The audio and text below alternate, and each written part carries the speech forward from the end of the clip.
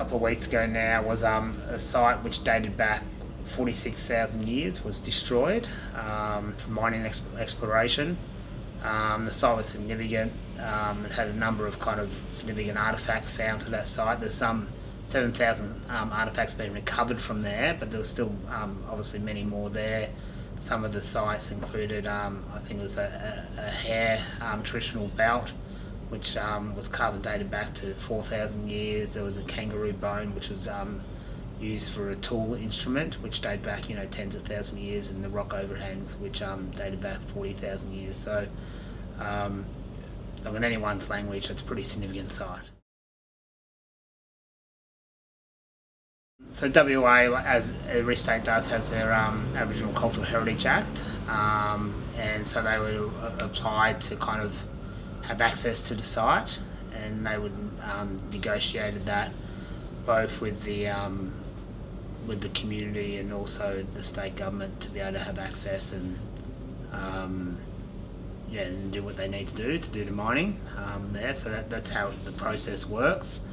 I guess the big thing I think within the Act in WA is that after it's agreed to, there's no recourse for the community to kind of say, oh listen, there's new findings here, we need to move it or stop it. There's no recourse for that community, which is one of the kind of fundamental flaws of the Act over there. I think you find with all the states and territories with their different laws that you just get varied results. There's no consistency around protection of Aboriginal cultural heritage across the country. So you get some examples which have there's been really good outcomes agreed to, but you get examples like this where in anyone's kind of measure it's a pretty poor outcome for everyone involved.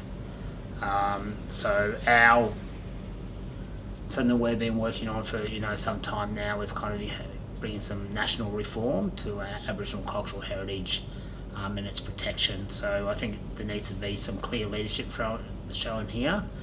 So rather than having some good, some bad, some ugly kind of legislation across the country in each state and jurisdictions, we need to set a new benchmark of protection for Aboriginal cultural heritage.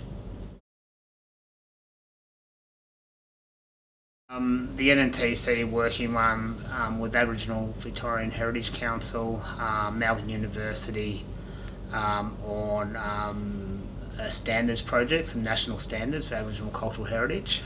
So we're hoping to kind of raise the bar for that, so it gives all communities throughout Australia, all Aboriginal and Torres Strait Islander communities, some peace of mind of being able to protect their sites.